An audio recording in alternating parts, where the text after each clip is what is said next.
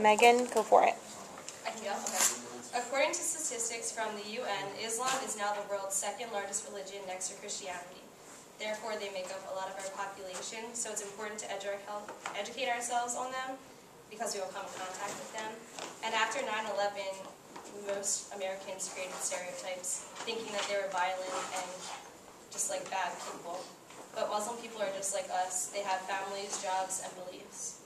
The family life of a Muslim is really important because they consider it to be the cornerstone of a healthy and balanced society, like the building block of life. And a traditional family consists of 3 or more generations that live together within one home. So when a bride and groom get married, the bride moves in with the groom. So she has to overcome like a lot of hardships and difficulties with like getting along with the family and learning how to live with like a huge 3-generation family. And there's segregation of the sexes to prevent illicit relationship development. So physical contact between any man or woman before marriage is completely discouraged because marriage is taken very seriously because they believe that a child has the right to be born into a secure and stable environment, which is provided by marriage. Communication between Muslims verbally is Arabic because that is the universal language, because it's the language of the Quran, which is the book of Allah, the one prime being, and Almighty God who they worship and pray to, like all the time. And then nonverbal communication is completely different from Americans.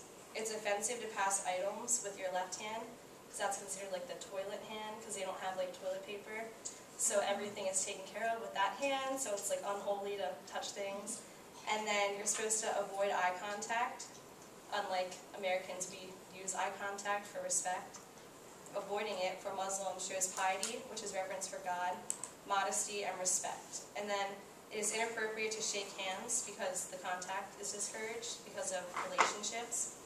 And then close contact between a man and woman is also uncomfortable. So if a man and a woman were left in the same room together, that would be like prohibited and really uncomfortable and looked down upon. And then sharing food, which is common for us to like share food, is really weird for them because they fast at like a lot of times. So if you share food with them, they might be fasting and then it gets awkward. So it's like discouraged. And then it's important to speak to some Muslims in a comfortable atmosphere because they have just like gone through traumatic events, and a lot of them suffer PTSD, post-traumatic stress disorder, and if that's onset, communication will be interrupted. After 9/11, Americans became fearful of all Arabs, believing them all to be violent and threatening. And in America, in 2001, the U.S. Department of Justice recorded a 1,600% increase in anti-Muslim hate crimes from the prior year, and most complaints involved U.S. government agencies. And Muslim Americans are present in the U.S., and they are actually highly educated, diverse, politically conscious, and fluent in English, and they are just completely discriminated for 9/11, in my opinion. And on average, in fact, Muslim Americans share similar socioeconomic characteristics with the general U.S. population. 1/4 of Muslims has a bachelor's degree or higher, and 1/4 lives in a household with income over $75,000 per year or more. And after 9/11, the stereotypes became so harmful, and they also harm ourselves because we're not going to venture out to educate ourselves with their culture, so we're being like just stuck in our ways.